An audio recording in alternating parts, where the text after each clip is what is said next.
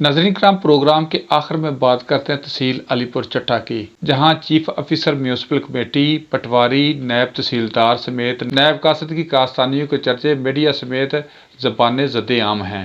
موقع کی مناسبت سے اے سی محمد سلیم آسی نے بھی اپنی نام نہاد کارکردگی کا مظاہرہ کیا، غریب ریڑھی بانوں اور خوانچہ فروشوں کو جرمانے کیے، باقی پورے شہر میں رمضان مبارک کا تقدس پامال کرنے والے ہوٹلوں کو نظر انداز کیا، جبکہ سرے عام کھلے فوڈ پوائنٹ کو دیکھنا بھی گوارا نہ کیا۔ گرام فروشی، سبزیوں اور فروٹ کے من مانے ریٹ سمیت نجائز منافع خوری کو بھی نظر انداز کرنے میں ہی اپنی حکمت جانی۔ ہر کام میں بد نظمی، غریبوں کو ماہ رمضان میں سزا، جیسے ان کا کوئی پرسان حال نہیں۔